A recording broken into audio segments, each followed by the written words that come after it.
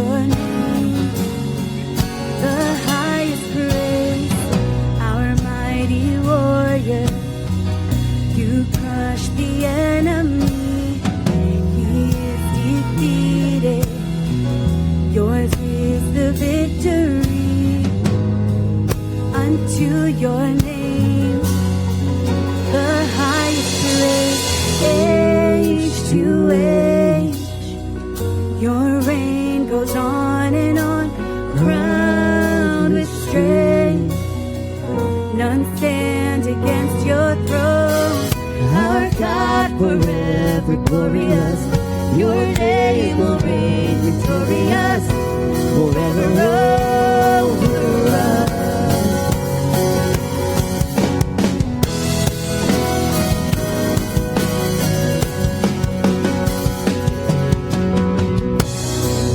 Before me, your love will lead us on.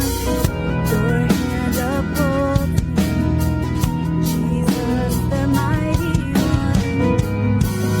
Unto your name the highest praise, age to age. Your reign goes on and on, crowned with praise. None stand against your throne. Our God forever glorious. Your name will reign victorious forever over us.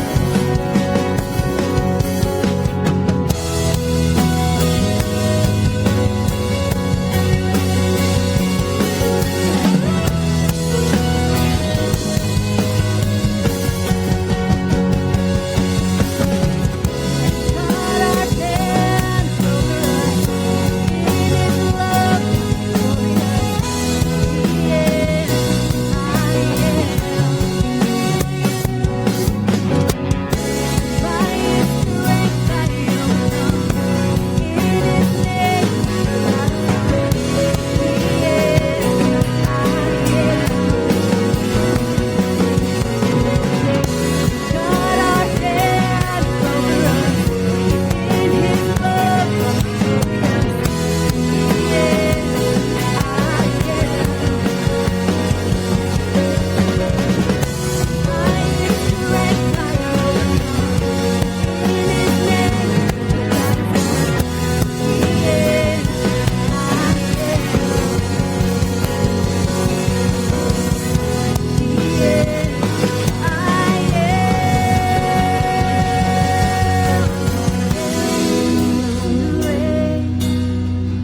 Your reign goes on and on, crowned with strength. None stand against your throne. Our God forever glorious. Your name will reign victorious forever over us.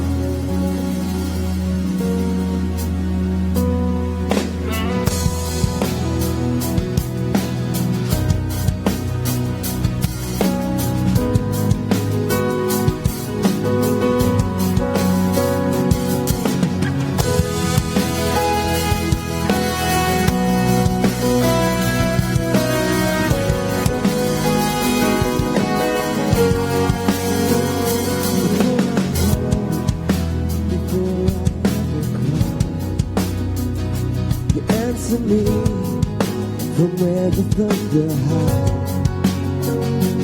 Cannot run this heart I'm tethered to. With every step I collide with you.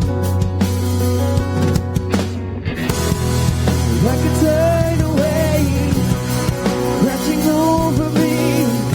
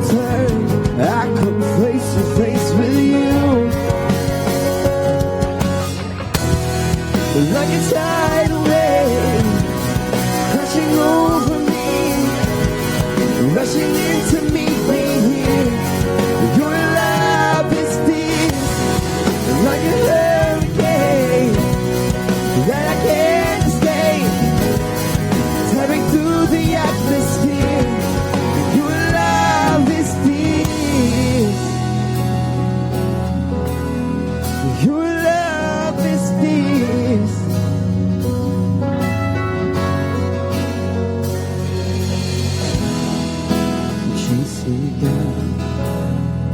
You seek me out. How do I feel lost when you have called me found? You chase me down. You seek me out. How can I be lost when you have called me found? You chase me down. You seek me out. How can I be lost when you have called me found?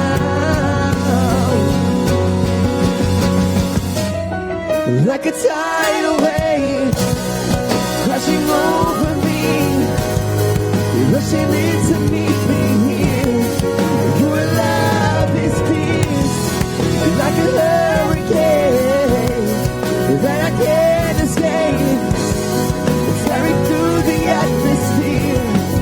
Your love is peace. Your love is peace. You never let go. Your love is peace. Even now you surround me. Your love is peace. Your love is peace.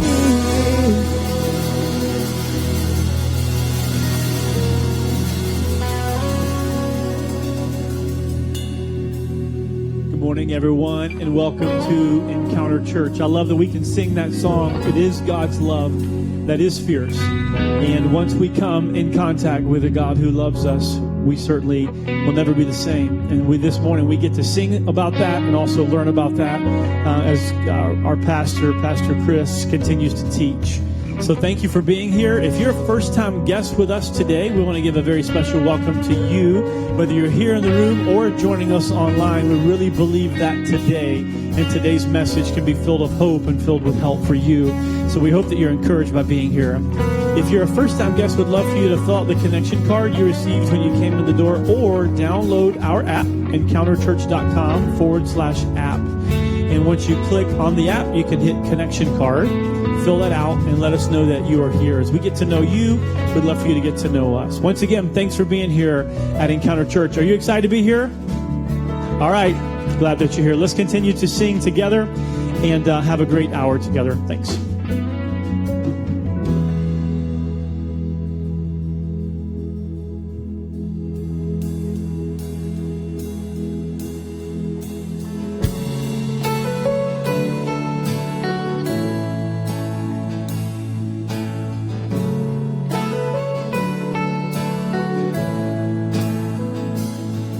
You are matchless in grace and mercy. There is nowhere we can hide from your love. You are steadfast, never failing. You are faithful. All creation is an awful love. You're the healer of the sick and the broken. You are comfort for every heart. Our King and our Savior forever. For eternity we will sing on. For eternity we will sing of all you've done. We sing God with us, God for us. Nothing can come against, no one can stand between us. God with us, God for us. Nothing can come against, no one can stand between us.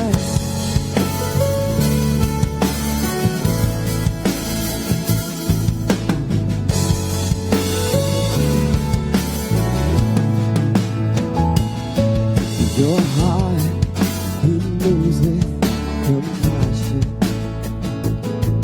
There is life, there is healing in your love. You're the Father, the Son, and the Holy Spirit. For eternity, we will sing of all you've done.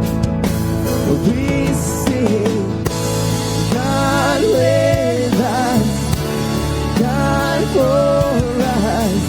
Nothing can come against, no one can stand between us.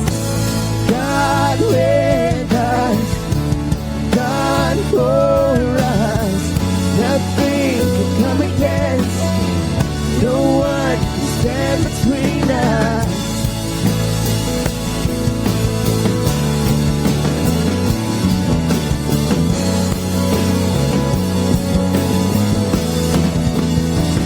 Where there was death, you brought life, Lord. Where there was fear, you brought courage. And when I was afraid, you were with me. And you lifted me up. And you lifted me up. Can you believe he's with you? Can you sing that? There was death, you brought life, Lord. Where there was fear, you brought courage. And when I was afraid, you were with me. Lifted me up. You lifted me up. Where there was death, you brought life, Lord. Where there was fear, you brought courage. When I was afraid, you were with me. And you lifted me up. And you lifted me up. And you lifted me up. And you lifted me up. And you lifted me up. And you lifted me up. God with us, God for us. Nothing can come against, no one can stand between us. God with us, God for us. Nothing can come against, no one can stand between us. God with us, God for us. Nothing can come against, no one can stand between us. God with us, God for us. Nothing can come against, no one can stand between us.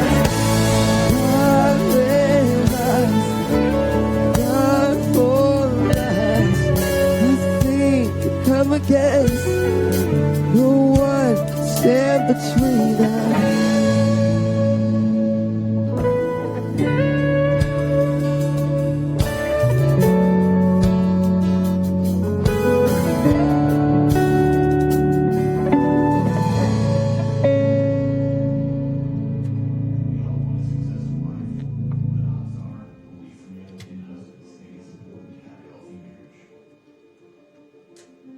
Women dream of their wedding day, but odds are half of their fairy tale romances will end in divorce. Most parents believe they should be a spiritual influence on their children, but odds are almost 1/3 of those parents claim to not even have a faith of their own. We all want friends, but odds are 25% of us feel like we don't have anyone to confide in.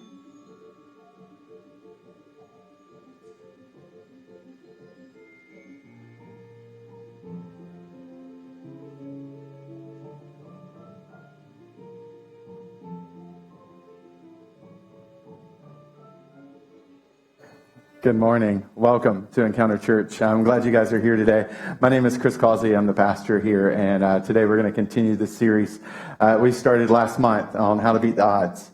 And hopefully, if you're new here, I would encourage you to go back and check out some of the ones that we've already worked through. This has been a really useful series. We've just looked at a lot of practical tools and resources and information to kind of help us to live lives with better decisions and fewer regrets. It's kind of the tagline in some ways of what we're trying to accomplish in this series. And today, we're going to kind of start in the next 3 weeks. We're going to be wrapping it up, and so we're going to be transitioning some of the ideas in this series to more some of the internal stuff. But today I want to kind of press into one that I think is really powerful, one that's subtle that we can miss. It's partially I've been reminded of it because I have a 5-year-old little girl, and we're in a season of life where the question, she's starting to get certain questions pretty regularly. And these questions of, who do you want to be when you grow up? What do you want to become? And so naturally that sparked conversation in our house. Specifically, it sparked a lot of critiques at my parenting. She informed me, because I'm pretty much allergic to every living organism, including humans. Because of all of my allergies, we're pretty much not allowed to have pets. We had a pet fish. Rest in peace, Princess Elizabeth Causey. She passed away a couple weeks ago. She survived a month, which is pretty much another reason that we should not have extra living organisms in our house. But she informed us one time that just a couple weeks ago, she was like, I've decided when I grow up, I'm going to get married. I'm going to become a teacher. I'm going to hire people to take care of my children. And whenever my twins ask me for a pet, I'm going to give them one. It's like, oh, okay, yes. If my kids ask for pets, I'm just going to buy them for you. I was like, oh, okay, good. Because you won't let me have any. It's like, oh, thank you, 5-year-old critiquing our parenting style, right? I mean, I'm already getting like, she's already dreaming how she could better parent than Jenny and I can, which I'm not sure how that bodes well for us, because she's 5, okay? And I didn't have it in the heart to tell her then, but like, okay, well, do you realize if you choose to buy multiple pets and become the cat lady and the dog lady, when you're older, then daddy might die if he comes and visits you. So if you're okay with that, then pursue your dreams, right? But the reality is like that question that she's been asked recently that sparked all these conversations is a question you and I were probably asked growing up too, right? Who do you want to be when you grow up? What do you want to become? And I think somewhere along the line, people stopped asking us that question, which was actually kind of sad. I haven't been asked that question recently, and you probably haven't either. But I would argue that it's actually more us that needs the question than even them. Because when you get to adulthood, you don't arrive. You just keep adulting. You find out that adults don't like to get up early like you thought they did when you were younger. You realize that coffee is not something they drink because they just enjoy the taste. It's something they drink to be able to jump into life's pace, right? I mean, there's all these things about adulthood that I thought once I arrived, I would like being responsible. And it just doesn't play out that way. And that question of who do you want to become should be questions, I think, that you and we ask ourselves regularly. And that we ask the people in our lives regularly, because we're not there yet. Who do you want to be when you grow up? After you've grown up, who do you want to be? Because all of us in this room have some amount of time left in front of us, and we're still in process. And today I want to look at the force that, whether you're aware of it or not, it doesn't matter. But I want to look at a specific force that's shaping who all of us are becoming. A force that's at work in each one of our lives that is shaping who we are becoming in this season and in the next season of life. And it's that force that I want to zoom into and evaluate and process through together. Because if you and I can become aware of that force being there, then you and I can start to make choices to leverage it to live a life with better decisions and fewer regrets. To get to that, I want to take you to a passage, a story that's probably almost 2,000 years old. Actually, it's about 2,800 years old to be fairly exact. And in this moment, there is a conversation, a series of conversations that play out that if we're willing to kind of hit pause and zoom in a little bit, what we'll find is that underneath this is this force at work. that's in their life too. It's found in the book of 1 Kings, which if you're new to church or new to the Christian thing or just haven't spent a lot of time in the Bible as a whole, 1 Kings is a history book in the Old Testament, or the first portion of what we call the Bible. That the Christian Bible is comprised of two majority parts. One, Old Testament, which is primarily centered around the history of the Jewish people, the promises, specifically the promised land and the promised one of the Jewish people. The New Testament is the Christian fulfillment of the promised one. That at the heart of the Jewish faith was two promises. God saying, I'm going to give you a promised land, and I'm going to give you a promised one.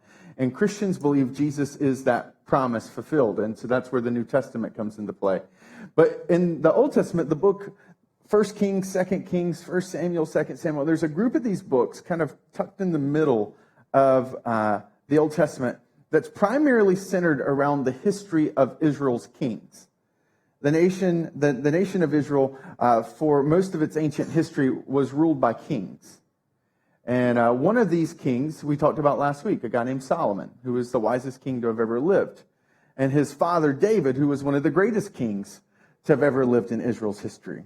And we spent time last week looking at Solomon's advice to his children. And that most of Solomon's advice to his children was what we now call the book of Proverbs. It was written as this parenting manual. It was written as a how-to to become what it is that you and I, ultimately, God kind of sets forth for us. And so Solomon's words to his kids in all of these profound statements is where I want to pick up. Because what's really neat is I want to fast forward just a little bit and take you to a story where Solomon's son is now being put in charge. So in some ways, it's kind of a continuation of last week. In 1 Kings chapter 12, what we have is the son Rehoboam. And Rehoboam is the son of Solomon. And Rehoboam is about to kind of face a very pivotal moment. His father has passed away, and it is now his turn to become king. And what's important to realize about this time period in history, you don't have to know a lot, but this is the one core fact that you need to know, is that Israel as a people were not one people, they were 12 different tribes. And those 12 different tribes were unified under David and under Solomon, but the entire time there was always this undercurrent of racial and ethnic tension. There was always this pressure underneath the surface of people feeling like their group was being neglected or their group was way too much in power and in control. And all of this stayed underneath the surface for David and Solomon. Every once in a while, you would have someone step up and try to lead and overthrow or rebel and lead a mutiny. I mean, these moments would happen, but typically Solomon, because of who he was, he would stamp it out, and those people would typically be exiled. And so Solomon's now passed away, and here we are in this moment, and Rehoboam, as a young man, has been tapped on the shoulder and said, "Today's the day you become king." That's what's about to happen. In verse 1, it says, Rehoboam went to Shechem. Why? For all of Israel had gone there to make him king. So this is a nationwide gathering. This is a significant deal, right? I mean, it's like taking Gillette Stadium and Fenway and the Garden, combining all of them, and then throwing in all the college stadiums too. Imagine all of those people showing up in one place. The entire nation is there. And they're there because it's the day for Rehoboam to become king. And it says, when Jeroboam, son of Nebat, heard this, and it says he was still in Egypt where he had fled from King Solomon. Right? So this guy, Jeroboam, is one of those rebel leaders. He had tried to overthrow the government at one point. Solomon stops it and he flees to Egypt. So you can already see, even in the midst of this story beginning to unfold, that the racial tensions, the rebellion, it's still there. And it's starting to bubble up. And here's one of these leaders wanting to show up to the crowd that's gathering. And it says, so they sent for Jeroboam. And he and the whole assembly of Israel went to Rehoboam and said, so Jeroboam's already present. The nation isn't really sure about leadership. It's not sure about its future. And Jeroboam is speaking to these people who feel disenfranchised. There's already this tension. And so they approach Rehoboam in his first day on work. They say this to him: "Your father put a heavy yoke on us. But now lighten the harsh labor and the heavy yoke he put on us, and we will serve you." Rehoboam answered, "Go away for 3 days and then come back to me." And so the people went away. So, this is his first decision. All the nation shows up and basically says, your father was a bad leader. And implicit in all of this is the sense that if you don't do what we say, we're going to walk away from you. We already have our leader picked out. That's why he's speaking on our behalf. So while none of us can really relate to having the mantle of being a king thrown on us, and all of a sudden, all of us know what it's like to be put in a difficult spot where you're not sure what to do, where you have to make a choice that you know has impact, that has some implications. And this is what he feels. So he does a very wise thing. He's like, oh my goodness, like this isn't like picking out the colors for the castle that I'm going to move into. I need 3 days because you people just set me up. My father was the wisest man who ever lived, but I wasn't, and I'm not. So he throws everybody 3 days, says, go away. And so the people went away. Then King Rehoboam consulted the elders who asked and served his father during his lifetime. He said, how would you advise me to answer these people? And he asked that, and they reply, if today you will be a servant to these people and serve them and give them a favorable answer, they will always be your servants. So that's their piece of advice. But Rehoboam rejected the advice the elders gave him and consulted the young man who had grown up with him and were serving with him. And he asked them, what is your advice? How should we answer these people who say to me, lighten the yoke your father put on us? The young men who had grown up with him replied, these people have said to you, your father put a heavy yoke on us, but make our yoke lighter. Now tell them, my little finger is thicker than my father's waist. My father laid on you a heavy yoke. I will make it even heavier. My father scourged you with whips. I will scourge you with scorpions. So he goes to one group and they're like, you should probably lighten their load. And then he goes to another group, this group he's grown up around, and he says, what should I do? And they're like, man, don't let them tell you what to do. You're the king. You walk back up in there with that swagger that kings have, and you say, look here, people. You think my father was tough? Nuh-uh. My finger is thicker than my father's waist. He's like, you need to let these people know who's in charge. That's what these guys are saying. They're like, swagger, you're the king. You go in and you lead them. Like, I'm going to make you sweat. My father just warmed you up. I'm going to give you the workout. Right? And so those are the two options. Serve them or walk in with swagger and say, you haven't seen anything yet. And so we continue. 3 days later, all of the people returned to Rehoboam as the king had said, come back to me in 3 days. And the king answered the people harshly, rejecting the advice given to him by the elders. He followed the advice of the young men and said, my father made your yoke heavy. I will make it even heavier. My father scourged you with whips. I will scourge you with scorpions. And then we jump down to verse 19 and 20. It just gives us the rest of what happens. So Israel has been in rebellion against the house of David to this day. And when all the Israelites heard that Jeroboam had returned, they sent and called him to the assembly and made him king over Israel. And only the tribe of Judah remained loyal to the house of David. So what happens is that when he goes back and he tells them this answer, he chooses the swagger, he chooses the bravado, and a nation collapses that day. People leave him, and what ends up happening, all that tension underneath the surface, all that tribal disunity breaks out, and 11 of the tribes go one way, and one stays with him. His tribe. Everyone else walks out, and they form a new nation. And on that day, all the people gather as one nation, and they all leave as two. In the course of one day, a civil war is not only born, it's decided, and a nation is born too. And here's all of us reading this story now, it's really easy to be like, that guy was a moron. Like, who thought that was a good idea? Like, the people were offering you an opportunity to be a better leader, and you slapped their hand and you said, you have no idea, and you destroyed the nation that your father and your grandfather built. Like, what is your problem? And that's why I said I wanted to hold a magnifying glass to this story, because this story has more to it than us sitting as armchair quarterbacks realizing this was the worst play ever.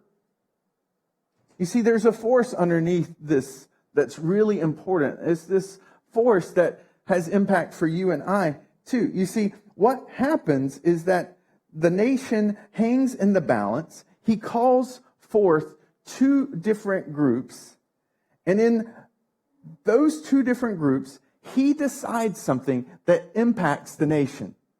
And his decision is he chooses which voice he's going to listen to.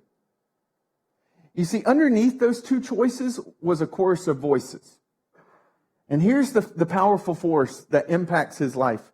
The powerful force is who he chooses to listen to.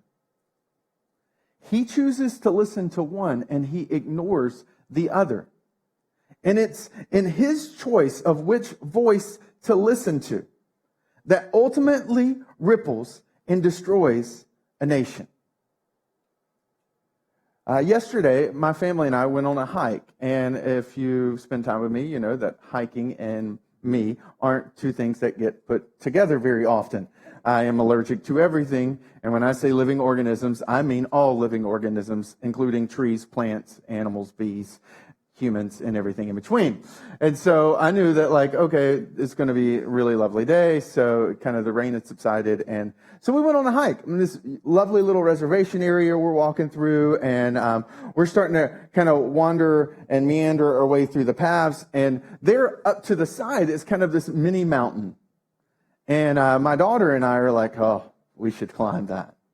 There's this jagged rocks and all leading up to this kind of like point that overlooks this like massive ravine underneath it. And so we'd already drawn a map, and in our map before we got there was a series of mountains, and beside the mountains is the place where the unicorns lived on our little map. I'm not joking. And so when we saw the mountain, we recognized this is the Unicorn Mountain. This is where they gallop happily. And so Ella and I are like, we're going to climb the mini mountain. And my wife, Jenny, is like, I don't think that's a good idea. Ella's like, unicorns, Dad. I'm like, I know. We have to climb this. And so Ella and I start stepping, and Jenny's like, remember, it just rained. The rocks are slippery. I'm like, girl, we got this. And I'm like, I got her. I'm holding her hand. So I grab Ella's hand because I'm a good father, and we start walking up the slippery rocks. And all along, Jenny's like, I just don't think this is a good idea. And we take one step, and I'm like, oh, Ella, let's step here. And we take another step, and we get up probably around 10 feet into our journey. And so I'm like leading her, helping her get her footing and make sure she's good. And all of a sudden I see another large rock that looks like a perfect stepping stone. And when I choose to step on that stone, my foot slips out from underneath it. Well, in my fear that I'm about to launch my daughter down the mini mountain, I let go of her hand, but in the violence of letting go of her hand, I lose all balance. And so not only does this foot go, this foot goes too. And so now I'm kind of slow motion falling down a mini mountain. Now, it's really the best visual I can give you is a slinky, because that's pretty much what describes the 4 feet that I continued to fall over a period of what felt like 3 minutes. Because every time I think I stopped because the jagged rock that was stabbing into one of my body parts, I would then fall over that jagged rock and land on the next jagged rock. And then I would fall over that one and land on the next one. And my wife is like, you stopped. Oh no. And she starts coming up the rocks because I'm slinking down the mini mountain where the unicorns live. Okay. So I finally stopped because it was a really sharp rock that just wedged me in. And I'm just laying there and they're both looking at me like, are you okay? And I'm like, no, I'm not okay. And so I kind of like slowly get myself out and we hobble on through the hike. And I make it in. And for the most part, I mean, I've like, somehow I cut my leg through pants and I've got some nasty bruises. Like all this side took the beating. And I thought I'd kind of was like, okay, that was a stupid moment, but we still eventually made it to the top because we went around to the other side. And so I get home and I'm sitting in the chair later that evening and all of a sudden I can't move my foot. I can't walk because now I've sat down long enough that the pain is starting to fill up. So last night, I am army crawling to the bathroom because I can't walk. I have a stool hidden around the side of this in case I collapse in the course of this because my left ankle is hurting. Now, fortunately, I took pain medicine before I came here today. Not that kind of pain medicine because this would have totally shifted this message, right? Might have made it a little bit more entertaining, but not very useful or helpful. And so I totally was like, I don't know if I'm going to make it through. So I have a stool hidden over there because my entire body hurts. And it hurts because I made a choice to listen to the wrong voice. I listened to a 5-year-old. I didn't listen to my wife, right? Which should have been a clue as I started climbing up the mini mountain that I would slinky back down eventually, but I didn't. And the reality is that this story, while on the surface, it's so distant and unrelatable because here's a guy who's a king getting ready to make a decision that impacts the entire nation. But reality is that we all have the same struggle of choosing to listen to the wrong voices that leads us to make poor choices. That we all have that similar struggle. And that the power and the force of us choosing which voice we're going to listen to impacts our life regularly. Some of us are in this room and you are living in the aftermath of a choice that the better voices in your life told you not to make. Don't date him or don't marry her. It's going to be bad. And you're like, no, it's love. It'll fix all things. I'll change them. I won't be changed. It's going to work out. Right? We all make those kind of choices where we're not listening to the better voices and we end up in those places. And some of us, our lives, decades, or at least years of our lives have been robbed because of our choice of who to listen to. And I think it's worth hitting just pause before we continue and asking you this very direct question. What are the voices behind the choices in your life? What are the voices influencing you? Who are the voices influencing you? Because if you don't know the voices behind your choices, then you don't have an ability to change them or to compensate for them. And this is one of those moments, as somebody tapped on his shoulders and simply said, hey, are you sure these are the right people to listen to? It might have changed the whole storyline of his life. And so part of us in leveraging this force comes out a couple of different ways. One is that we have to become aware of the bad voices speaking into our choices. Like very candidly, don't take marriage dating relationships from people who've had 3 divorces. Don't take dating advice from someone who does not have a clue about dating. Don't take financial advice from someone who's in debt and has declared bankruptcy. Don't take parenting advice from someone who you know their kid is just an FBI wanted list waiting to happen. Right? But we fall into this trap of not being aware of the voices and we just listen to them. And if you and I were become aware of which voices we're hearing, then we can start to minimize the ones. Like if you've got somebody at your work who has a horrible career path, they are the last person to seek out advice from. Right? He should have never asked those guys advice about leading because they had never led before. His father's elders had. Which points us to the second part. It's not just about minimizing or ignoring the bad voices influencing our choices. It's also about intentionally reaching out to find better voices.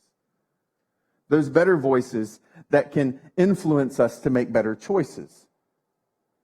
That those people who point us to a better version of ourselves. I mean, when I ask you that question, who do you want to become? That question I ask myself, do you have someone in your life that is presently the future version that you want to be? Do you have someone in your life who has a marriage that you want to have in 10 years? Do you have someone in your life that is a mother or a professional that you want to be 5 to 10 years from now? Do you have someone you can look up to today? Do you have that kind of person speaking with their voice into your life? Because better voices can lead to better choices. And most of us have made friends and have surrounded ourselves accidentally. It's not intentional. It was accidental. It just happened to be they were geographically in the same place at the same time as you, or they happen to have some of the same affinities that you have, or that your kids have. Well, my kids like playing soccer, or my kids like doing this, and so they were there, and so we just kind of started talking. But if we're going to be people who leverage this force, then we can't let our friendships or those voices be accidental. We have to make sure it's intentional.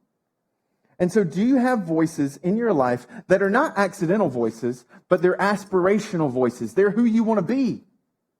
They're the type of man that you want to become. They are the ones speaking into your life. They're the ones that you intentionally schedule to have coffee with once a month or once a quarter. Right? Do you have those kind of voices in your life? Because better voices can lead to better choices. It's why as a church we structure with groups. We set up with groups because we realize that while this is good, what's even better is when people circle up together. And that if we could intentionally create environments where better voices are being spoken around a circle, then it would lead us to make better choices.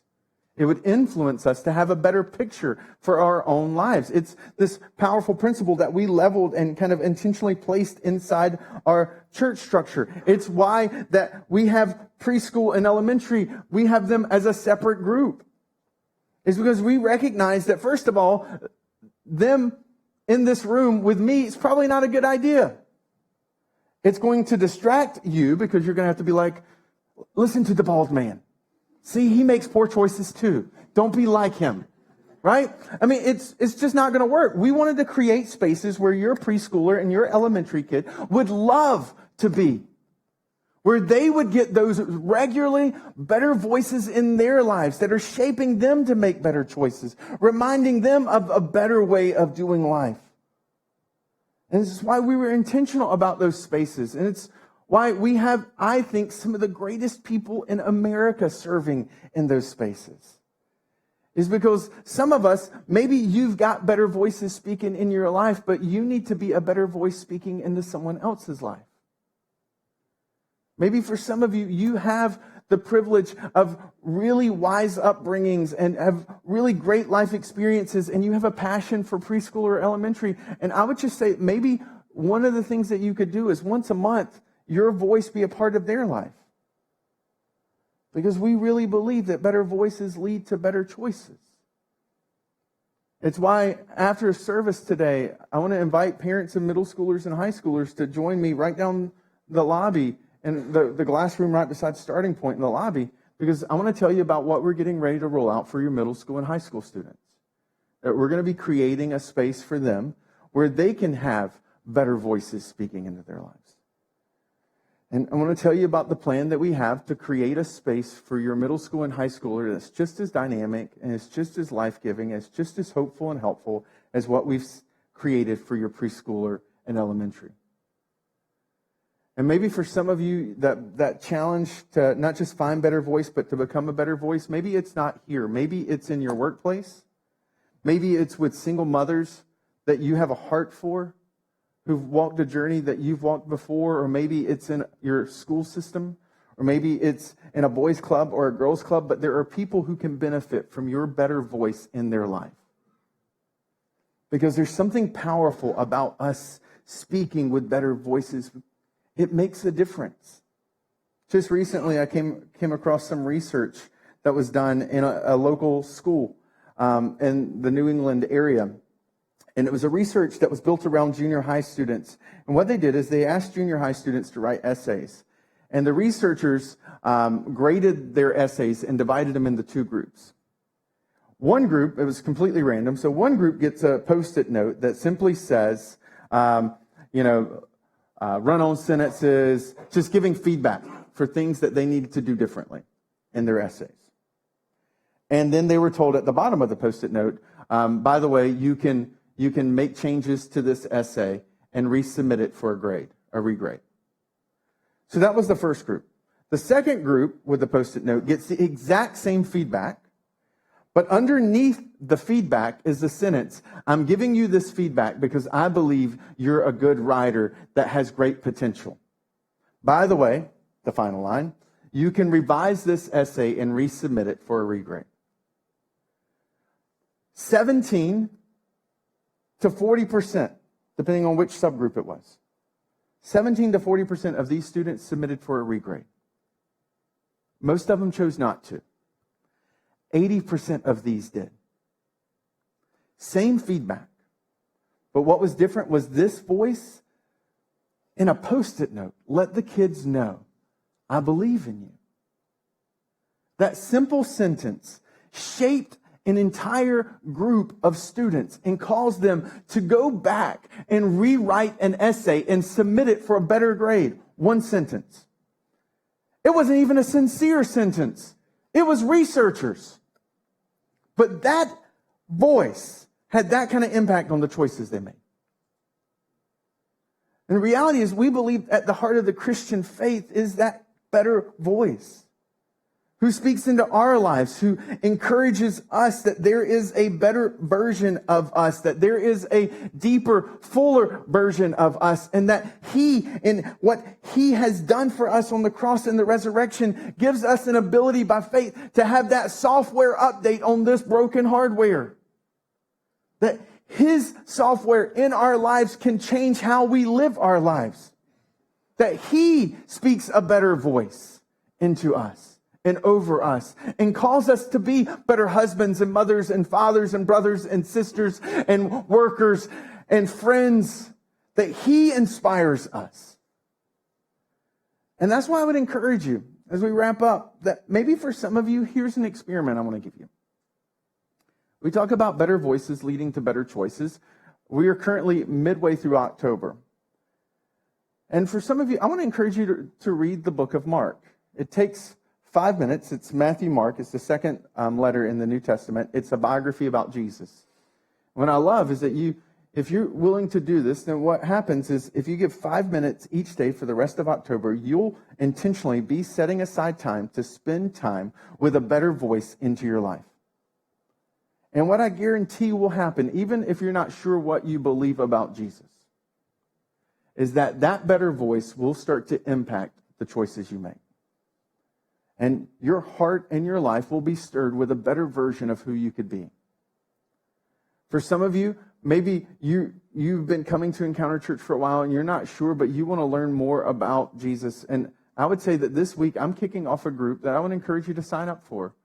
It's non-threatening. It's just a safe space. We meet right here on Wednesday evenings. And it's a place where we're going to dialogue and we're going to press into questions about faith. And it'll be a safe place where for those who want to explore Christianity, who have questions about Christianity, can come. And you can sign up in the app that Jason referenced earlier, Starting Point. You can sign up. Just give it a week or two. Try it out. Because we all need these better voices. And for those who are maybe Christians in this room and you recognize that you want to see your faith become more vibrant and more alive, I would encourage you that there's a group that I'm going to be kicking off in a couple weeks, and it's about growing in your faith. And the idea is I want to teach you how I speak on Sunday mornings, where a lot of you will come up afterwards and say, man, the Bible just made sense to me. It helped me. It made a difference in my life.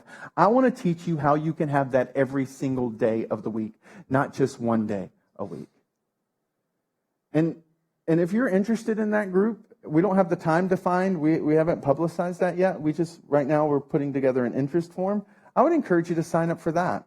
That could be a really great next step for some of you who want to take intentional steps to grow in your faith.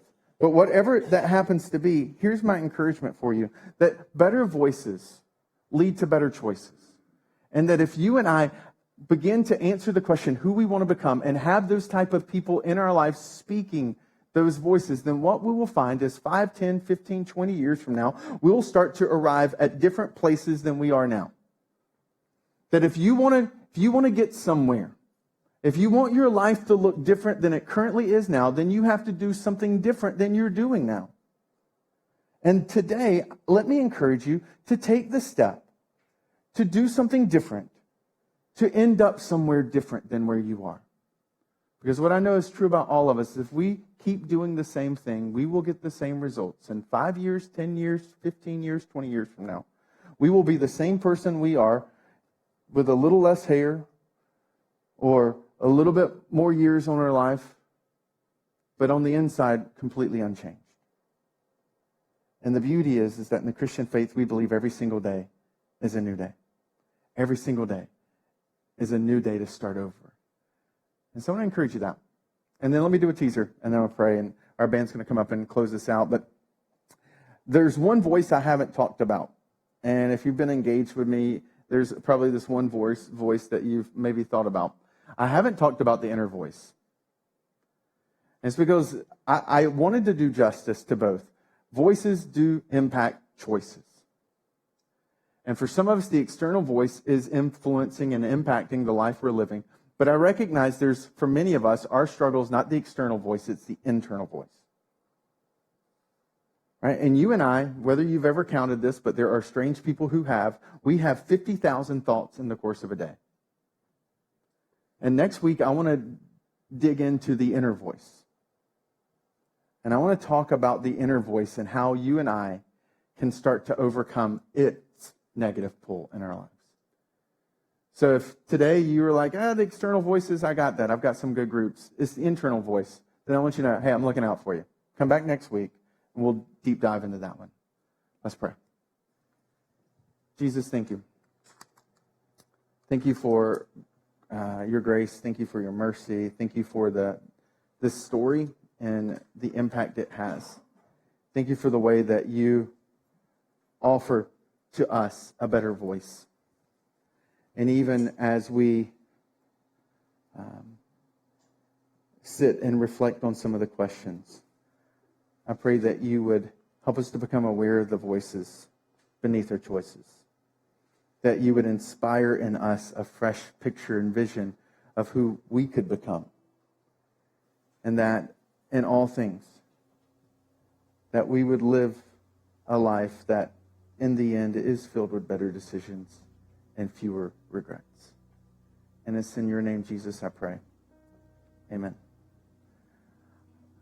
So what we're going to do today, if you're new here, every day at the end of the message, we carve out in the last 5 minutes together a song. And we use that song because we really believe that there are questions in the message, there are moments in the message that are worth reflecting on. That simple question, who do you want to be when you grow up? That's a great one. Who are the voices beneath your choices? Man, that's a powerful one. And so we recognize that life, we all have it, and it's crazy, and it's unrelenting, and there are cell phones buzzing, and there are children waiting on some of you that are going to be, all the voices that they have. And so we want to carve out space for you to reflect, to process, to dig in, to think through your next step. This may be where you decide the person you're going to have coffee with this week who's a better voice for you. It may be for some of you, your kids, and you say, you know what, I want some better voices in my kid's life. And this is the moment that you kind of determine what that's going to look like. So whatever that is, we want to give you space. And so we're going to sing a song. It's a song that we began this service with. It's a song that's a declaration of the victory that we can have, that we don't have to live lives that are defeated. We don't have to live lives that are bound and trapped by our struggles, that our storyline is greater than who we are, that the narrative over our life is not just where we have been, but it can be where we are going.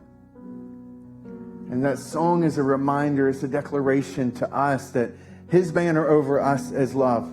It's not failure. It's not disappointment. It's not struggle. It's love. That his strength over us enables us and empowers us to make better choices, to seek out better voices. And so we want to respond in singing. And for some of us, it may be just, God, I need your help. I'm in the midst of a struggle that I'm allowing to define me. And then for those who are new here, one of the things that you'll see passed around during this time is a basket. And we pass that basket around for a couple different reasons. One is for those who maybe prefer the paper over the digital, for you to let us know how we can pray for you. Let us know how we can come alongside your journey and help you take some next steps. And then for those who call Encounter Church home, it's one of the ways that we practice our generosity. As a church, we are aggressive in our generosity, and we can't wait December. We're just celebrating that generosity throughout the entire month. But we, as a people, we give away 10% of everything that we bring in. We're actively engaged, not just in our own neighborhoods, but around the world and into the nations. And it's because the people of Encounter Church are generous. That's why next Sunday, we're going to be hosting a free community event at Launch Trampoline Park.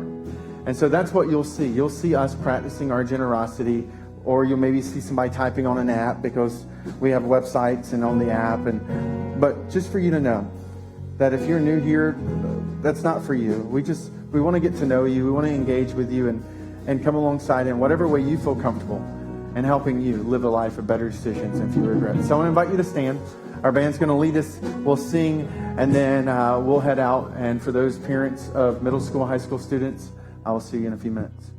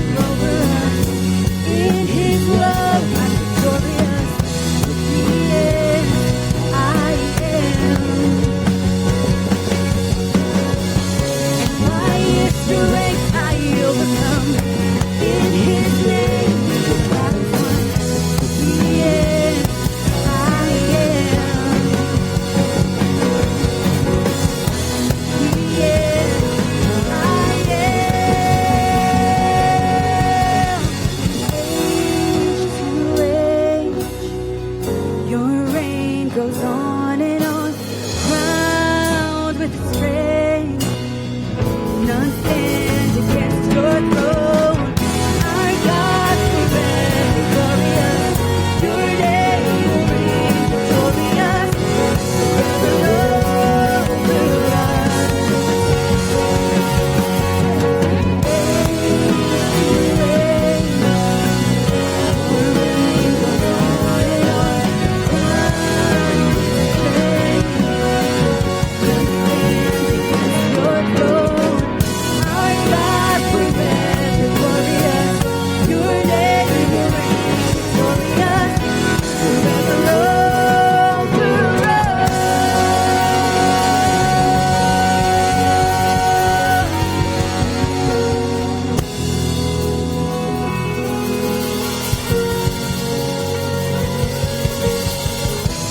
Thanks so much for being at Encounter Church today. We hope today's message was both hopeful and helpful to you.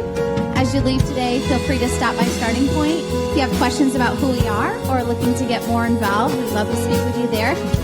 Also to learn more about the new class starting up here this week, the new life group.